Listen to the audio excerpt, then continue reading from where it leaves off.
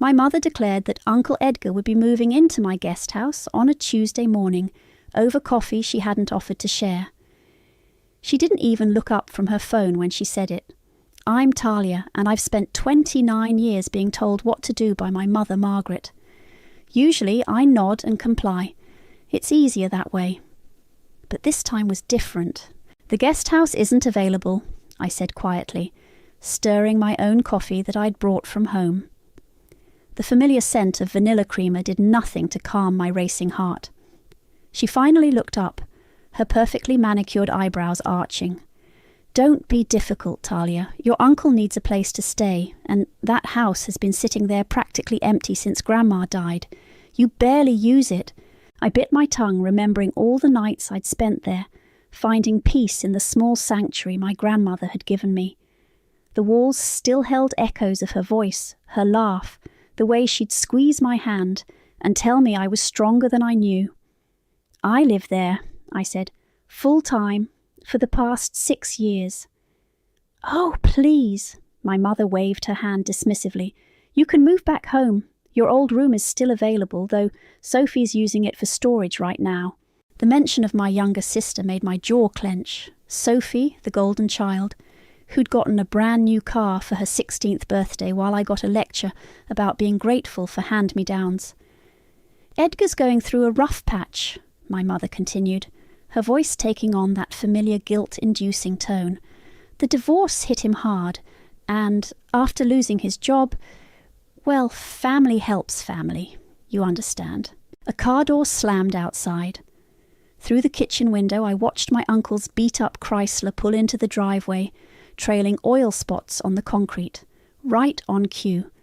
I gave him your spare key, my mother said, standing up. He'll start moving in today. I expect you to help him settle in.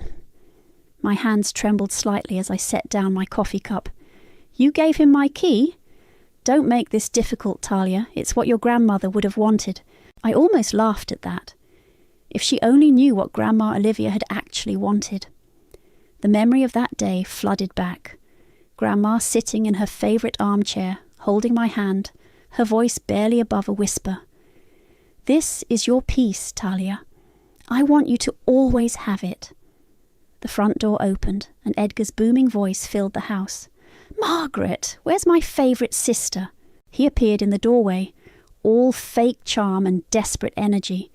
His shirt was wrinkled and his eyes had that familiar hungry look they got when he was about to ask for something. There's my niece. He moved to hug me, but I stepped back. Uncle Edgar, I said flatly. Now don't look so glum, he chuckled. We're going to be neighbours, just like old times, remember? When I used to stay in the guest house and sneak you candy, what I remembered was him stealing Grandma's jewellery while she was in the hospital.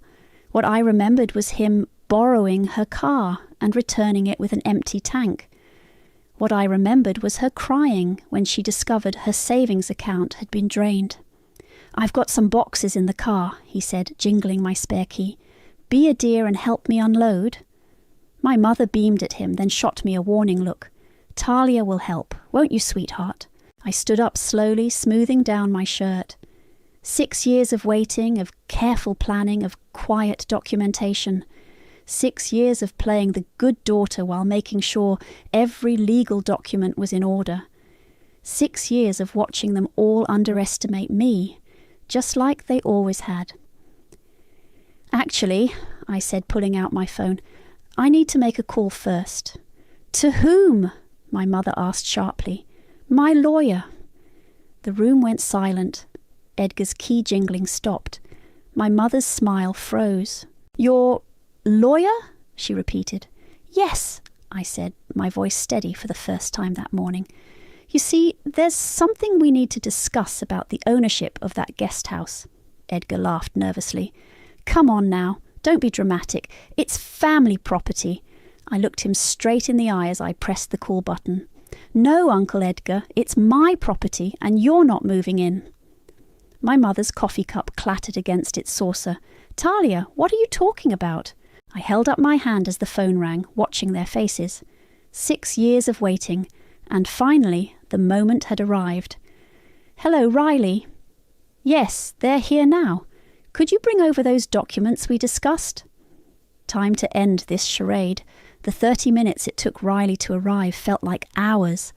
My mother paced the kitchen, her heels clicking against the tile floor while Uncle Edgar slumped in a chair, trying to look unbothered, but checking his phone every few seconds. "This is ridiculous," my mother muttered for the third time. "Your grandmother left everything to be managed by the family. I have the paperwork." "The paperwork you never actually read," I interrupted, "because dealing with boring details was beneath you." She stopped pacing. "What's that supposed to mean?" The doorbell rang before I could answer. Riley stood there in her crisp blazer, leather briefcase in hand. 6 years ago, she'd been my roommate in law school before I dropped out. Now she was the kind of lawyer who made people nervous just by walking into a room. "Hello, Talia," she said professionally, then nodded to my mother and uncle. "Mrs. Newman, Mr. Newman." "Who exactly are you?" my mother demanded. "Riley Watson, representing Ms. Talia Newman in matters concerning the property at 1542 Maple Street, commonly known as the Guest House." Uncle Edgar stood up. "Listen, there's been a misunderstanding." "No misunderstanding," Riley said, opening her briefcase. "Just facts that some parties weren't aware of. Shall we sit?" My mother's face reddened. "I don't appreciate this ambush." "Funny," I said. "That's exactly how I felt this morning when you announced someone else was moving into my house." Riley spread documents across the kitchen table. 6 years ago, before her death, Olivia Newman had this property legally separated from the main estate. She then transferred full ownership to Talia through a private deed. "That's impossible," my mother snapped. "I handled all of Mum's affairs." "No," I corrected her. "You delegated all of Mum's affairs to me, remember? You were too busy planning Sophie's graduation party." Uncle Edgar leaned forward, squinting at the papers. "These could be fake." "The county recorder's office disagrees," Riley said smoothly, sliding forward another document. "As does the notary public, the land survey office, and Mrs. Olivia Newman herself in this video deposition." My mother's face went pale. "Video?" I pulled out my tablet and pressed play.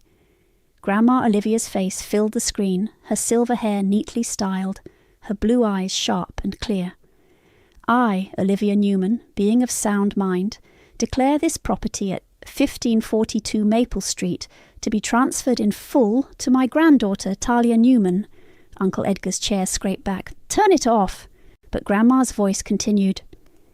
"I make this decision with full awareness of my family's likely objections.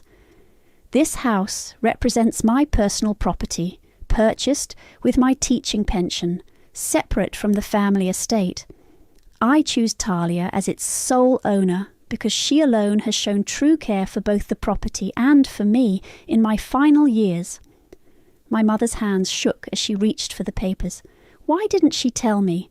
"She tried," I said quietly. "Multiple times. You always change the subject." "But Edgar needs to find his own place," I cut in. "Just like he needed to find his own money instead of draining Grandma's savings account." Uncle Edgar's face turned red. "That's a lie." "Bank statements don't lie," Riley interjected, producing another folder. "Would you like to discuss those too?" He grabbed his keys from the table. "This is Bull's language," my mother snapped automatically, then turned to me. "Talia, you can't do this. He's family." "Family?" I laughed. "Was it family when he sold Grandma's antique jewellery while she was in the hospital? Was it family when you told me I was being dramatic for reporting it? I never—" "Save it," I said, standing up. "The house is mine. Legally, formally, and permanently mine. Edgar needs to leave. Now." "You'll regret this," he growled, heading for the door. "No," I said. "I really won't." After they left, Riley squeezed my shoulder. "You okay?" I nodded, gathering the documents with shaking hands. Through the window, I watched my mother's car pull away, Uncle Edgar's Chrysler following close behind. "They'll be back," Riley warned. "I know." I tucked the papers into my bag. But I've got something they don't. What's that?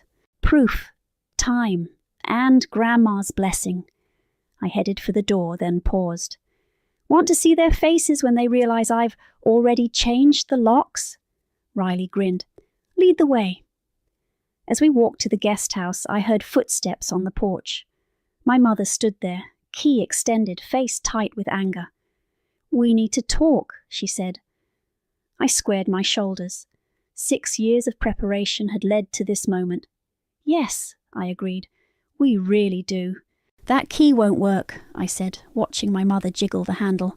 I had the locks changed last week. She spun around, face flushed. You planned this, all of it. Yes. How dare you? She stepped toward me, finger pointed. After everything this family has done for you. Done for me? I unlocked the door with my new key. Please, elaborate. Riley stayed close behind me as we entered. The guest house smelled like fresh coffee and the lavender candles Grandma always loved. Everything was exactly as I kept it.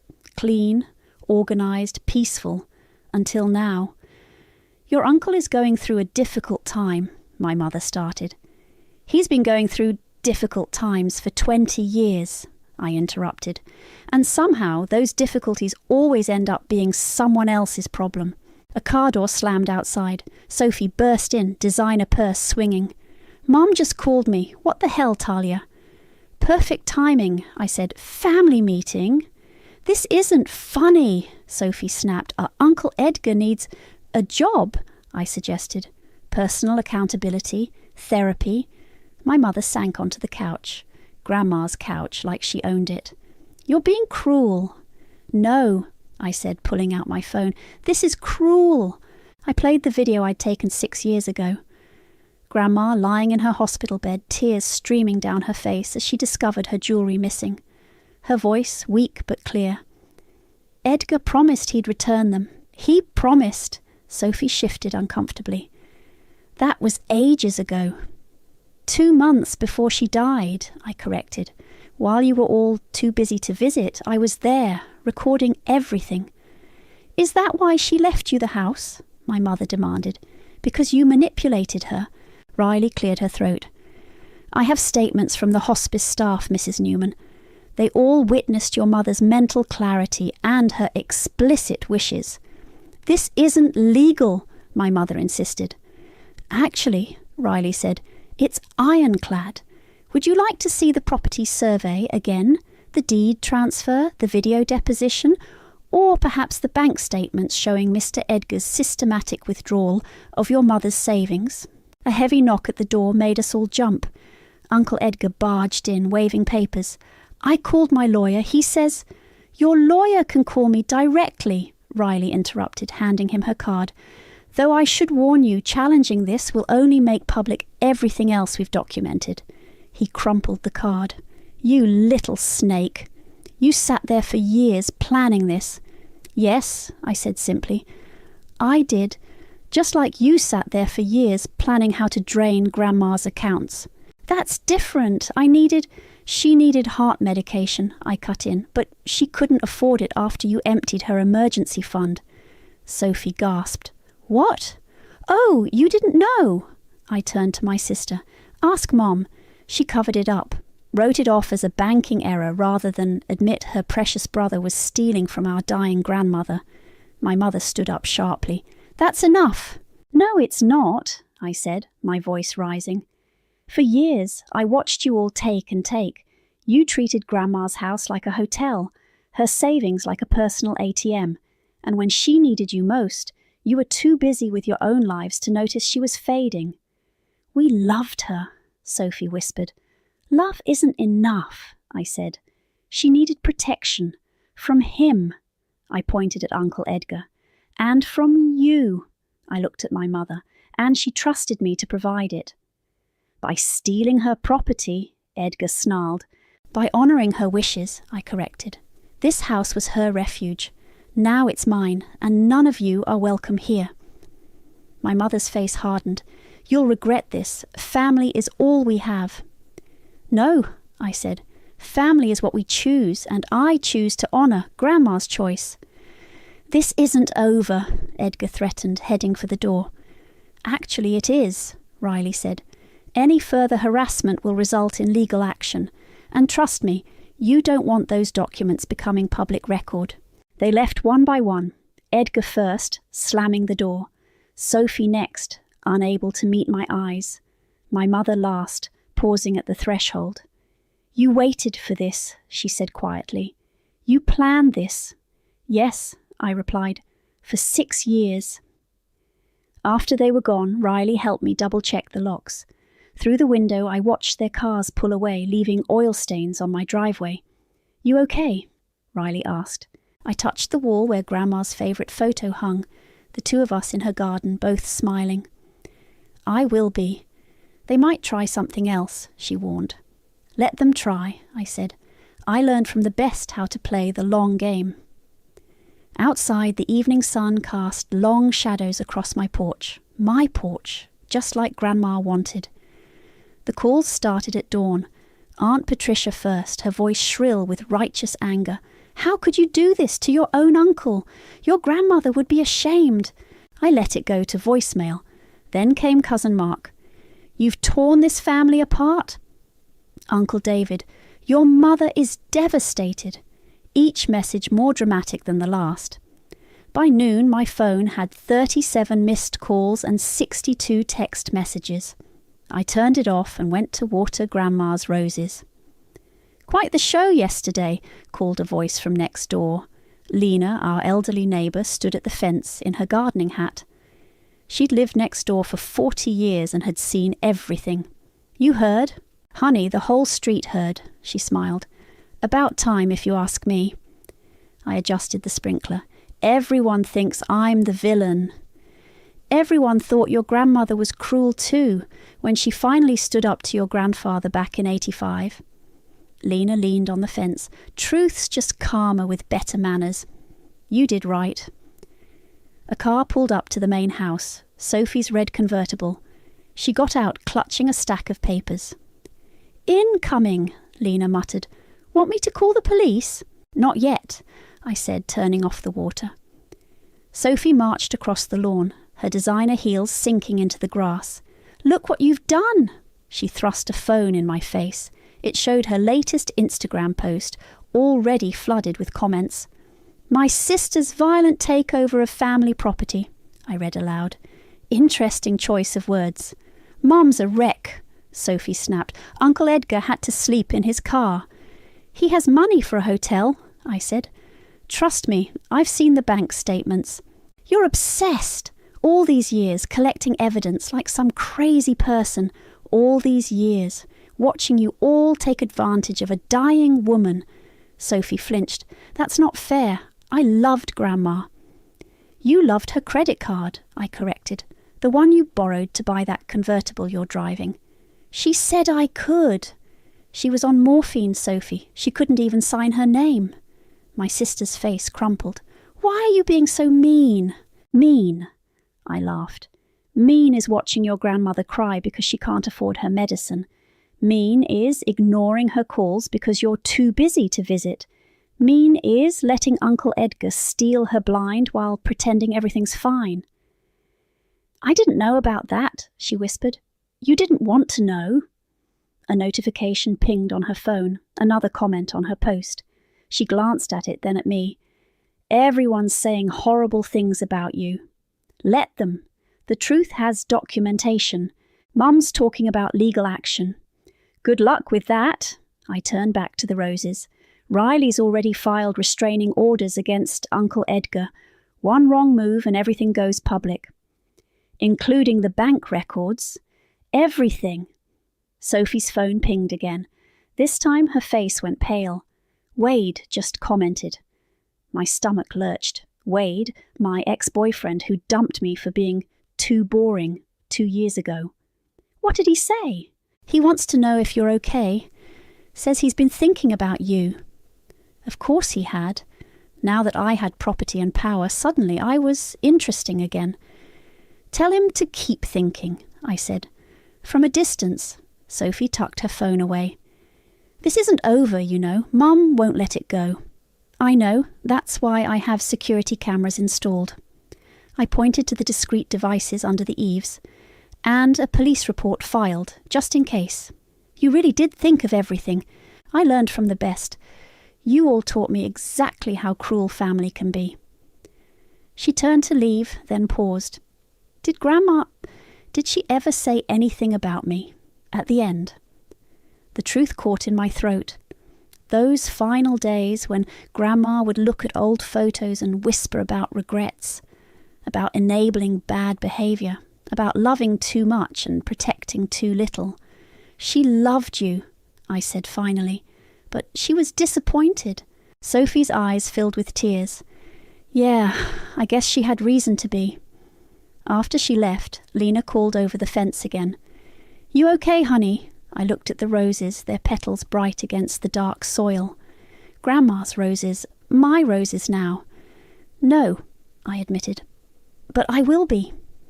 My phone buzzed in my pocket, a text from an unknown number. I opened it to find a photo of my front door with a message. You think you won, but you'll regret everything. I forwarded it to Riley, then went inside to check the security cameras. The war wasn't over, but this time I was ready for battle. Wade's message arrived 3 days later. Coffee, for old time's sake. I stared at my phone, remembering how he'd ended things. You're just so predictable, he'd said. Always playing it safe, always doing what your family wants. I typed back, Starbucks, 2 p.m. Don't be late. He was, of course. 15 minutes late, sliding into the seat across from me with that practiced smile that used to make my heart skip. You look good, he said, really good. Amazing what standing up for yourself can do for your complexion. He laughed too loudly. I saw Sophie's post. Pretty intense stuff. Is that why you're here? For drama updates. Can't I just want to see you? He reached for my hand. I pulled it back. 2 years of silence, and now you're interested. What a coincidence. His smile faltered. I've been thinking about us, about mistakes I made. You mean like dating my cousin behind my back? He choked on his coffee. How did you... Amanda told me last year at the family reunion, right after you dumped her too. Before he could respond, my phone buzzed. Another anonymous text. Check your mailbox, Snake. Everything okay? Wade asked, leaning forward. Fine. I stood up. This was a mistake. Talia, wait. You know what's funny? I turned back. You said I was predictable, boring, but you're exactly what I expected. I drove home quickly, heart pounding. The mailbox was stuffed with papers, printouts of Sophie's social media posts, each one covered in red marker. Thief and traitor scrawled across my face. Charming display, said a voice. Lena stood on her porch, watering can in hand. Your uncle's been driving by every few hours, taking pictures. Of course he has. I gathered the papers. Did you see who left these? No, but I got it on camera. She pointed to her doorbell camera. Already sent the footage to that lawyer friend of yours. My phone rang. Riley. Hey, we need to talk. Your uncle's lawyer just filed something. I'll be right there. I turned to Lena. Thank you for watching out for me. Someone should, she said simply. Your grandmother would be proud. At Riley's office, the news wasn't good. He's challenging the deed transfer, she explained. Claims Olivia was mentally incompetent when she signed. That's ridiculous. We have the hospice records. I know, but it means court. Testimony. Are you ready for that? I thought of Grandma's voice, preserved in a voicemail I'd never deleted. After another of Edgar's loans, she'd called me crying. One moment, I said to Riley, pulling out my phone. I played the message on speaker. Talia, baby, I need to tell you something. They'll try to take it from you. When they do, don't you budge. I'm leaving you this house because you're the only one who sees them for what they are. The only one strong enough to stand up to them. Don't let them bully you like they bullied me. I love you, sweetheart. Stay strong. Riley's eyes widened. When was this? 2 weeks before she died, when she was supposedly incompetent. This changes everything. She started typing. With this and the hospice records, we can file for summary judgment. No trial needed. My phone buzzed again. Another unknown number. Hope you're ready for war. They're not going to stop, I said. No, Riley agreed, but neither are we.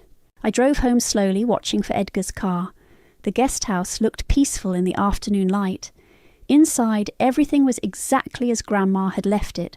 Her quilts, her photos, her collection of antique teacups that Edgar had tried to sell. A knock at the door made me jump. Sophie stood there, mascara streaked down her face. I found something, she said, holding out a photo album. Look, inside were pictures of us as kids. Sophie and me in matching dresses, both of us with Grandma in her garden. Happy times before money and greed poisoned everything. I miss her, Sophie whispered. Me too. Did she... Sophie wiped her eyes. Did she ever say anything nice about me? I looked at my sister, really looked at her. Behind the designer clothes and carefully curated social media presence, I saw what Grandma had seen. A lost girl desperate for approval. She said you had a good heart, I answered truthfully, when you chose to use it. Sophie nodded slowly. You really are her favourite, and now you'll be alone with that forever. She left before I could respond, her words echoing in the empty house. On my phone, another message waited. Family meeting tomorrow. Be ready. I touched Grandma's teacups, feeling their delicate strength. I'm ready, I whispered. I've always been ready. The county records office smelled like old paper and stale coffee. I'd spent my lunch break here every day for a week, digging through property records, following a hunch I couldn't shake. Back again, the clerk Martha smiled knowingly. Found anything interesting? Maybe. I spread out the documents. See these signatures from when Uncle Edgar helped manage Grandma's properties? Martha adjusted her glasses. The ones from 2015. Something's off about those. Exactly. I pulled out my phone, showing her photos of Grandma's genuine signature. Look at the difference. Oh, honey. Martha's eyes widened. That's not just off. That's forgery. My hands shook as I made copies. 3 properties sold between 2014 and 2015, all while Grandma was recovering from her first stroke. All signed over to shell companies that traced back to Edgar's old business partner. My phone buzzed. Riley. Where are you? Your mother's here at my office. On my way. And Riley, I found something big. Mum sat rigid in Riley's office, her perfect posture betraying her anxiety. This has gone far enough, she announced as I walked in. I agree. I dropped the folder of records on the desk. Let's talk about Edgar's creative accounting. What? The riverside property, the lake house, the downtown apartment. Ring any bells? Her face paled. Those were legitimate sales, with forged signatures. I spread out the documents. While Grandma was in the hospital? You don't understand. Actually, I do. Edgar needed money. Again. So he forged Grandma's signature, sold her properties to his friends' companies at half their value, and probably got kickbacks. That's ridiculous. Is it? I pulled out more papers. Because I have the original deeds, the sales records, and proof that Grandma was physically incapable of signing anything during those months. Riley leaned forward. Mrs. Newman, this is serious. We're talking about federal fraud. My mother's hands trembled. Edgar said she agreed. He said she needed the money for medical bills. Medical bills that he created by stealing her savings, I said. Did you ever actually ask her? She was sick. She was betrayed. By him, by you, by everyone who looked the other way. I was protecting the family. No, I stood up. You were protecting him, like always. My mother buried her face in her hands. What do you want? I want you to stop fighting me on the guest house. Stop the social media attacks. Stop the harassment. Or what? All these records go to the FBI's fraud division. I'm sure they'd love to hear about Edgar's creative financing. She looked up sharply. You'd send your own uncle to prison. You mean like you let him send Grandma to a cheaper nursing home because he drained her accounts? Silence filled the room. Finally my mother spoke, her voice barely audible. He said he'd pay it back. Did he? No. She straightened her jacket. None of this leaves this room. I'll talk to Edgar. And Sophie, the posts will stop. Today. After she left, Riley whistled low. That was intense. It's not over, I said. They'll try something else. My phone chimed. A text from Sophie. OMG, Mom just called Edgar. He's freaking out. What did you do? Then another message from an unknown number. You think you're smart? Watch your back. Edgar? Riley asked, reading over my shoulder. Probably. He's got the most to lose. Want me to file for a restraining order? Not yet. I gathered the documents. Let's keep this ace up our sleeve. Driving home, I passed Edgar's car parked near the guest house. He sat inside, staring at my front door, phone pressed to his ear. I parked in the driveway and walked straight to his car. He rolled down the window, face red with anger. You little... 3 properties, I interrupted. 3 forged signatures. Want to guess how many years that's worth? He gripped the steering wheel. You're bluffing. Try me. Keep pushing and these files go public, all of them. Margaret won't let you. Mom can't stop me. Not anymore. His phone buzzed. Probably my mother calling again. We stared at each other through the window, years of resentment crackling between us. Leave, I said quietly. Don't come back. He started his car, engine growling. This isn't over. Yes, it is, unless you want the FBI involved. I watched him drive away, tires squealing. Inside the house, I played Grandma's voicemail again. Don't let them bully you like they bullied me. I won't, I whispered to her memory. I promise. My phone lit up with a calendar reminder, court hearing tomorrow, 9 a.m. Edgar's lawyer's challenge to the deed. Game on. The courthouse steps were slick with morning rain. Edgar and his lawyer waited by the entrance, both in ill-fitting suits. My mother stood apart from them, scrolling through her phone like this was just another inconvenient appointment. Ready? Riley asked, adjusting her briefcase. Born ready. Inside, the hearing room felt smaller than I expected. Edgar's lawyer, a nervous man named Peters, shuffled his papers while the judge reviewed our files. Your Honour, Peters began, we contest the validity of this deed transfer on grounds of mental incompetency. Objection, Riley stood. We have extensive medical documentation proving Mrs. Olivia Newman's mental clarity during this period.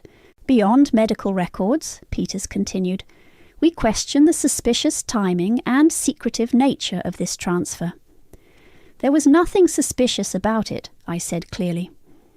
Grandma made her wishes known, multiple times. The judge peered over his glasses. Do you have evidence of these wishes? Yes, Your Honour. Riley approached with a laptop. We have video testimony. My mother's head snapped up. Edgar shifted in his seat. The video played. Grandma sitting in her favourite chair looking directly at the camera. I'm recording this because I know what's coming. My son-in-law tried to challenge my will once before, and my own brother contested my inheritance. Now I'm protecting what's mine. Edgar's lawyer started to speak, but the judge held up his hand. Grandma continued, This guest house was bought with my teaching pension, my money, not family money. I'm giving it to Talia because she's the only one who sees the truth, the only one who tried to stop the stealing, the manipulation, the lies. My mother's face went white. I'm of sound mind. Grandma's voice grew stronger. I know exactly what I'm doing, and I know they'll try to fight it. That's why I'm leaving this video. That's why I had 3 doctors certify my competency. That's why I'm doing this now, while I still can. The video ended. Silence filled the room. Your Honour, Peters tried again. Regardless of mental state, this transfer was done without family knowledge. Because the family was the threat, Riley interrupted, as evidenced by these bank records showing systematic theft from Mrs. Newman's accounts. She produced the documents I'd found. Additionally, we have evidence of multiple fraudulent property transfers orchestrated by the plaintiff, Mr. Edgar Newman, during this same period. Edgar stood up suddenly. This is irrelevant. Sit down, Mr. Newman, the judge ordered. Ms. Watson, continue. The guest house transfer was legal, documented and witnessed. The plaintiff's challenge is not only baseless but appears to be part of a pattern of financial exploitation. That's a lie, Edgar shouted. Mr. Newman, the judge warned, one more outburst and you'll be removed. Peters whispered urgently to Edgar, who sank back into his chair, face red. Having reviewed all submitted evidence, the judge said, I find no basis for this challenge. The deed transfer stands. Case dismissed. Edgar stormed out before the judge finished speaking. My mother stayed seated, staring at her hands. Mum! I approached her slowly. All this time, she whispered, you were protecting her. Someone had to. I should have, she trailed off, then stood abruptly. I need to go. Outside, Riley hugged me. Congratulations, it's really over. Is it? Legally? Yes. Emotionally? She shrugged. That's up to you. I watched my mother walk to her car alone. No Edgar in sight. No Sophie. Just a woman realizing how much she'd chosen not to see. Ms. Newman, a court clerk hurried over. This was in with your grandmother's filed documents. It's marked personal. The envelope was old, Grandma's handwriting shaky but clear. For Talia, after the fight. Inside was a single photo and a note. The photo showed Grandma and me on the guest house porch, both laughing at something long forgotten. The note read, My dearest Talia, if you're reading this, you've done what I never could, stood your ground. The house is yours now, truly and finally. Use it well. Fill it with the love and strength they tried to take from us both. They'll call you cruel, selfish, wrong. But standing up for yourself isn't selfish, it's sacred. I'm so proud of you, my brave girl. All my love, Grandma. A shadow fell across the paper. Sophie stood there, mascara perfect this time. Is it true? She asked. About Edgar stealing? Yes. And Mom knew. She chose not to know. There's a difference. Sophie nodded slowly. The house. It was always meant for you, wasn't it? Yes. You'll be alone there. I'll be free there, I corrected. There's a difference in that too. She turned to leave, then paused. Take care of her roses, okay? I always have. I watched my sister walk away, her heels clicking on the wet pavement. In my hand, Grandma's photo caught the morning light. Standing up for yourself isn't selfish, it's sacred. Finally, completely, the house was mine. The autumn wind scattered leaves across my porch as I pruned Grandma's roses. They'd bloomed late this year, defiant splashes of red against the cooling air. Mail's here, Lena called from her yard. Want me to grab yours? Please. I'd given her a spare key to my mailbox after the harassment stopped. Old habits die hard. She shuffled through the envelopes. Bill, advertisement. Oh, something from your mother. My hands stilled on the rosebush. Mom hadn't contacted me since the courthouse. 3 weeks of silence. Want me to toss it? No. I wiped my hands on my jeans. I'll take it. The envelope was heavy, expensive stationery. Inside was a key, the old one to the guest house, and a letter. Talia, I found this in Edgar's things. He's gone. Moved to Florida without telling anyone. Sophie tracked him through social media. He's working at a car dealership, claiming he's starting fresh. I've been thinking about what your grandmother said in that video, about seeing the truth. I didn't want to see it. It was easier to believe Edgar's excuses, to dismiss your concerns, to pretend everything was fine.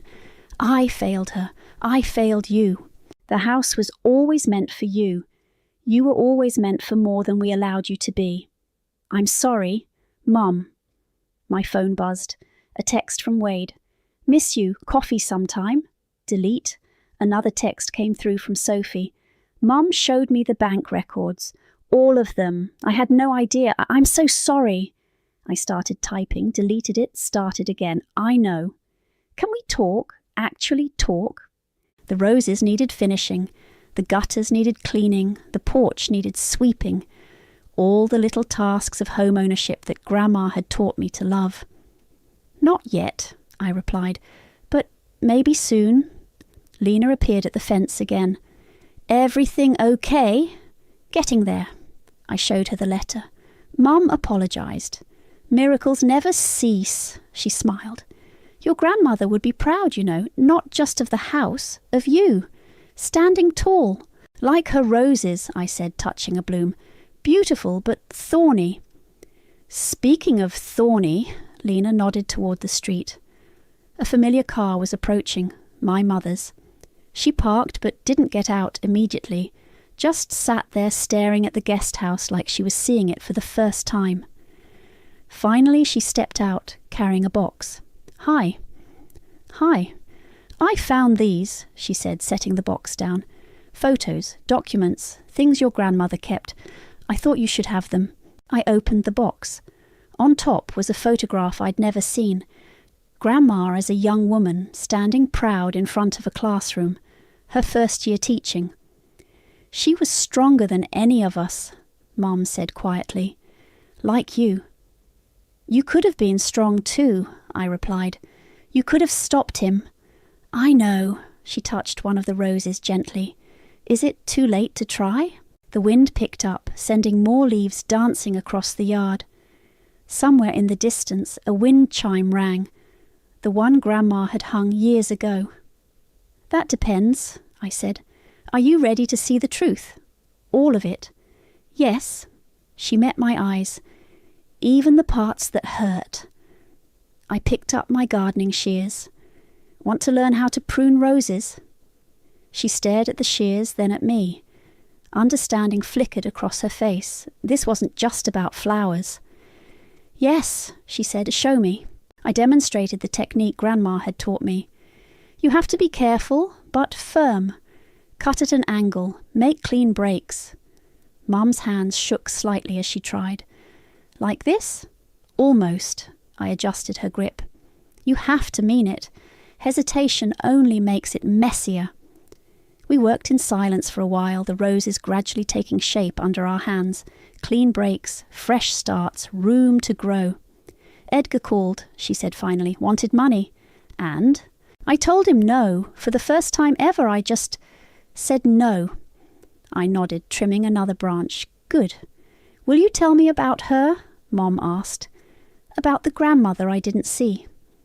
I looked at the guest house, my house, with its warm lights and solid walls. The home Grandma had created, that I'd protected, that stood as testament to both our strengths. Yes, I said, but first you need to learn about roses, how they grow stronger after every pruning, how they survive winter, how they bloom again if you're brave enough to cut away the dead parts. Mum smiled slightly, understanding. I'm ready to learn. The wind chime rang again, clearer this time, like laughter, like forgiveness, like the sound of truth finally breaking free. They wanted me gone. Now they're the ones who left. Funny how justice doesn't always come with applause, but it always comes.